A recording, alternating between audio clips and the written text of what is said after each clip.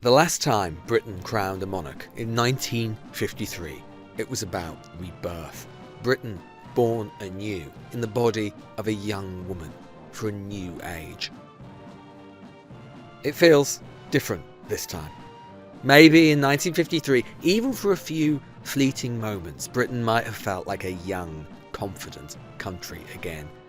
In 2023, with her son, Britain bears the face and shape of an old man, a king on whom the sun is already setting. After these years of tumult, despite and whatever his virtues, it cannot feel young or new or confident again. This is an account of this day, an account of where this old institution and this old king and this old country, set of countries, sits with it.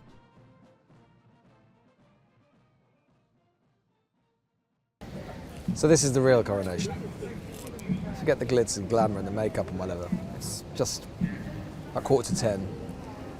Feels quite early, there's not much happening. And it's absolutely pouring down. Yeah, I have done this before for the royal wedding, for Will's and Kate's wedding. Yeah, oh my God!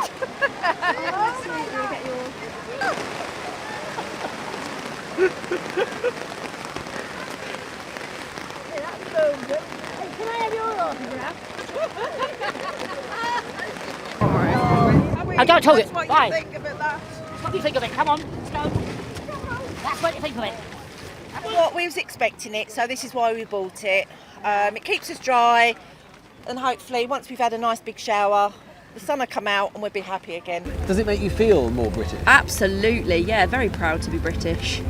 Does it make you feel sort of more companionship with other British people? Is that togetherness with other British people? Yeah, definitely. Is that real like togetherness that makes you want to stay out and be a part of it? And the only thing that monarchy can do, in a way, you probably wouldn't do that for anything else. No, absolutely. I think it's definitely something special that we have about having the royal family that brings you out. I wouldn't have missed it for the world. The atmosphere down here in the 4 days I've been down is absolutely buzzing.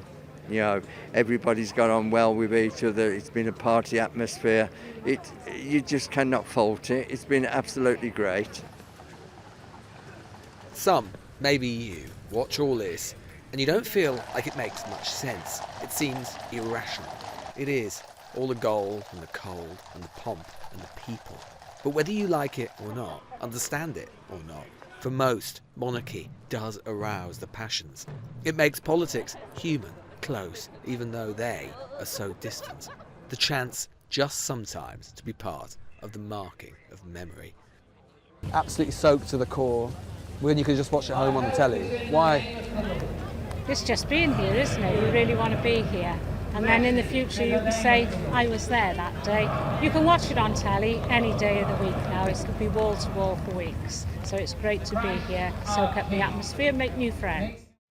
And in the main, despite what some say, today really wasn't about empire either. There were imperial coronations. The king's grandfather wasn't just a king, he was an emperor, George I as well as George R.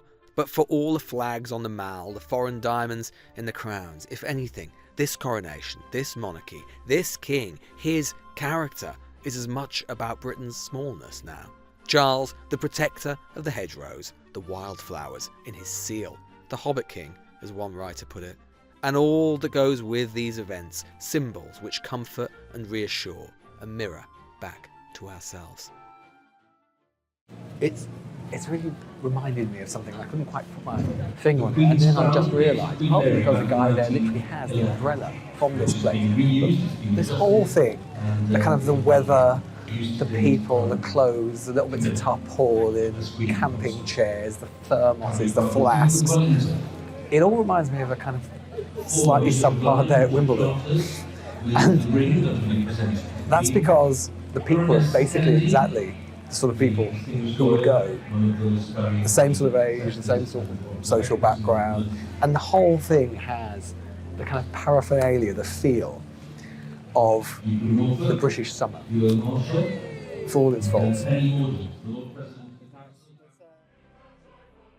There was a political point to all this too. It's often said we're a constitutional monarchy, true, But we're mainly a parliamentary one. It is unsaid but undeniable that all of this only happens because Parliament wills it, not because history compels it. This was a reconsecration of the British state. The fact it happens with Parliament's consent and connivance legitimates the institution itself. It is why people come. They no longer see the man, Charles, with all his checkered history. He is transformed. They see the state dressed in splendour and majesty. That is what they come for. That's what monarchy does.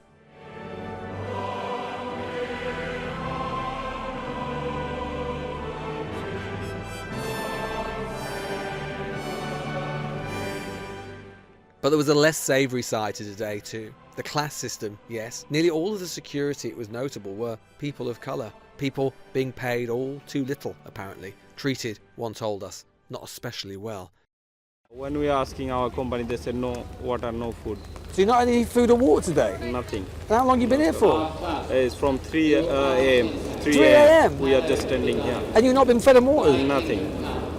And have you complained to the bosses? What they say? Yeah, I spoke to supervisor, so I just said we can't do anything. It's just you need to work like this. So you must be pretty no annoyed. Support. Yeah, of course. That's why you can see most of us now demoralized. We are not happy. Like everyone is enjoying this event, but we are not enjoying this. King's going there in a gold carriage and you're on minimum wage and you're not even getting fed and watered. Nothing. Of course, people who don't agree with the monarchy are going to have their say, and they can do that, and that's perfectly reasonable, but not in a way that disrupts what the vast majority of people are enthusiastic in support of. And the harder side of the British state. Early on, several protesters were arrested for doing little more, it said, than holding banners aloft. And just dragged out by a snatch squad, really, and handcuffed pretty brutally, to be honest, and taken around the corner and just searched just to see if I had any eggs on me. So they were escorting me back through the crowd because the crowd were trying to attack me.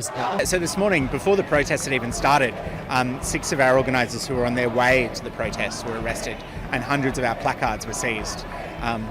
It was obvious the police knew who they were coming after. We don't know why they've been arrested. We don't know where they've been taken. It really does feel like something out of a police state, more like Putin's Russia than modern Britain. And for all the pomp of today, and for all the genuine enthusiasm of some, there are those who think that the time on the House of Windsor is running out.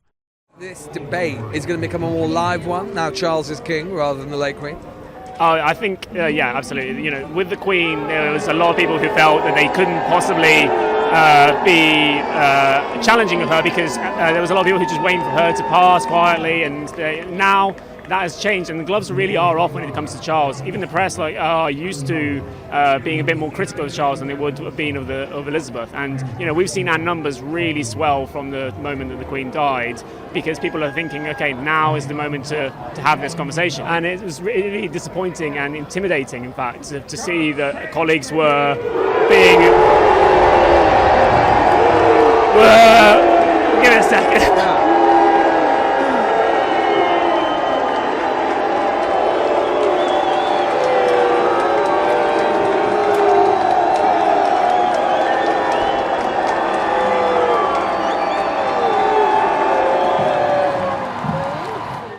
Perhaps the biggest enemy then of all for this new king and his successors isn't those who oppose them, but those who don't even care.